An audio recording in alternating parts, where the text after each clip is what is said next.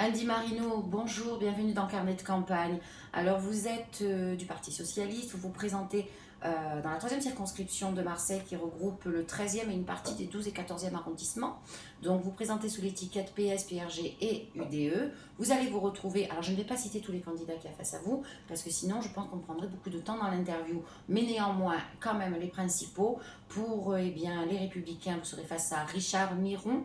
Pour le Front National, Stéphane Ravier. Pour la France Insoumise, Sarah Soili, qui était chez vous, puis qui est partie. Et pour la République En Marche, avec Alexandra Louis. Vous succédez dans cette circonscription à Sylvie Andrieux. Alors, Andy Marino, on sait que lors du premier tour de la présidentielle, le Front National, dans cette circonscription, a quand même battu les records, je crois avec plus de 31%. Donc c'est une circonscription qui est difficile, où il y a beaucoup de pauvreté, il y a quand même un taux de chômage assez élevé, parce que je crois qu'il est du double par rapport à la moyenne nationale. Donc vous connaissez bien cette circonscription, mais c'est quand même un lourd défi à relever. Déjà, écoutez, merci de m'avoir accueilli ce matin dans votre émission. Donc, en ce qui concerne cette circonscription, comme vous l'avez dit, c'est une circonscription que je connais depuis très très longtemps.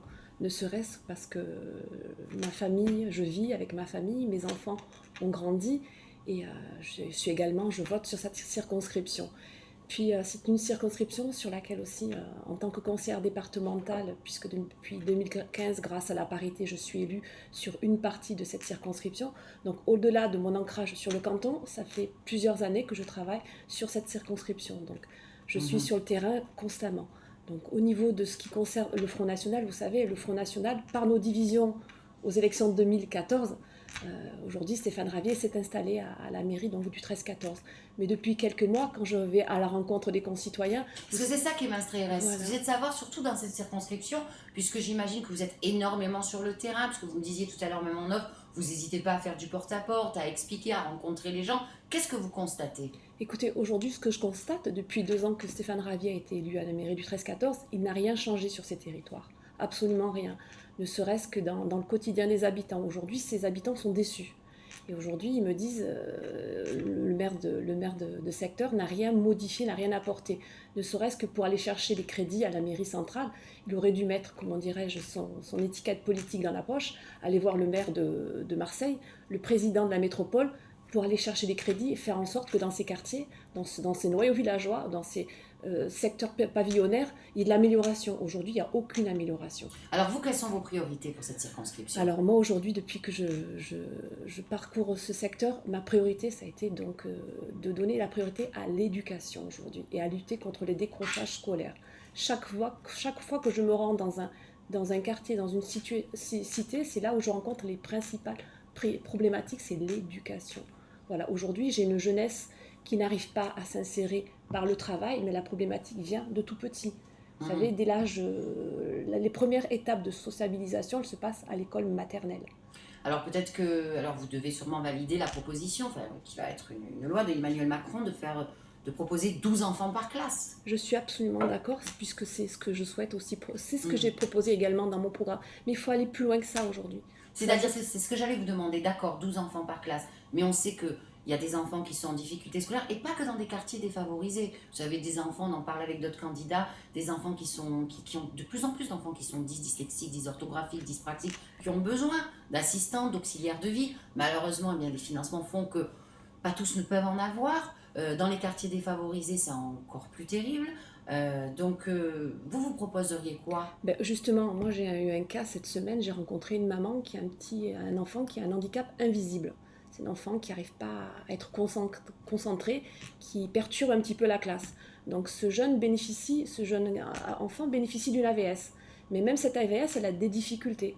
Et même au niveau des instituteurs, les instituteurs ne sont pas formés. Donc il faut aujourd'hui dans les modules qui profitent justement, donc quand on forme les instituteurs d'aujourd'hui, il faut mettre des modules pour les aider justement à être formés pour quand il y a un enfant qui soit un handicap visible ou invisible, il puisse lui apporter toute la scolarité qu'il a besoin. Et ça, je vous dis, c'est un cas que j'ai eu aujourd'hui. Donc, je mettrai aussi les moyens dans la lutte contre l'handicap visible et invisible, l'autisme aussi, parce que vraiment dans ces quartiers, même dans les noyaux villageois, même dans les secteurs pavillonnaires, on rencontre ces handicaps, cette forme de handicap. Et moi, je vous dis, ça sera mon cheval de bataille si demain je suis élue à l'Assemblée nationale, c'est vraiment l'éducation et le décrochage scolaire. Voilà. Est-ce que, bon, c'est une question qui est liée aussi, est-ce que le tissu associatif dans la troisième circonscription est vif ou est-ce qu'il se meurt un peu ou est-ce qu'il Écoutez, depuis ça devient mars 2015 que je suis conseillère départementale, j'ai pu noter que les financements publics avaient fortement baissé au niveau du tissu associatif, même au niveau des centres sociaux.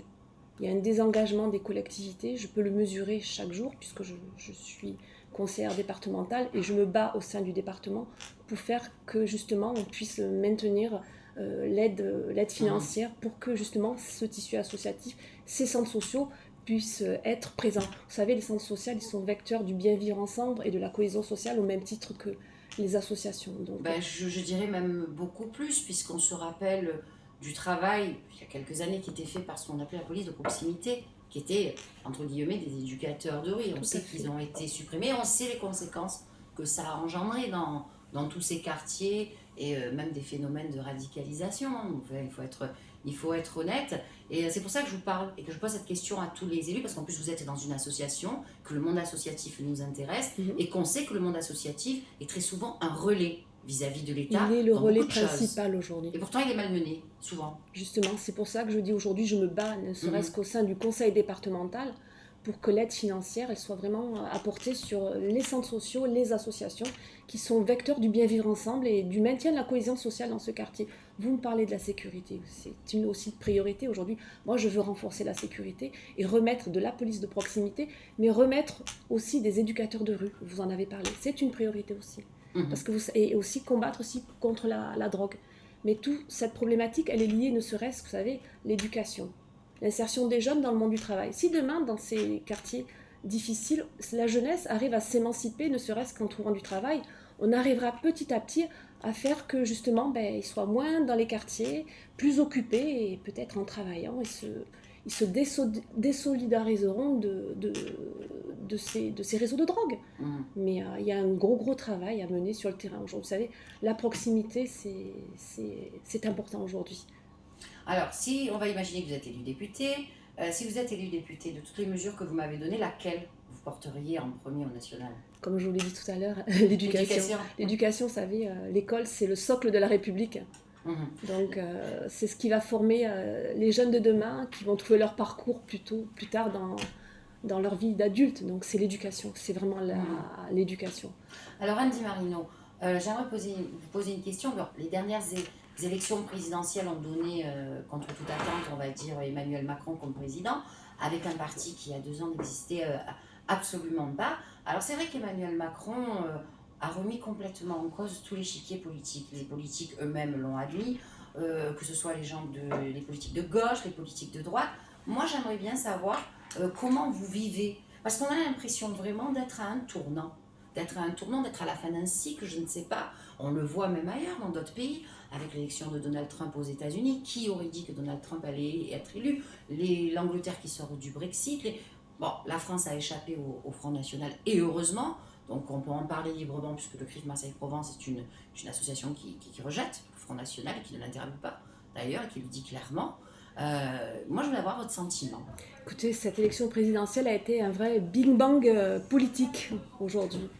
Donc, et aujourd'hui, les électeurs, ils ont donné à M. Emmanuel Macron, fondé leur espoir. Il a su donner de l'espoir, un nouveau visage, une autre façon de faire de la politique, une façon d'être plus proche des problématiques des gens.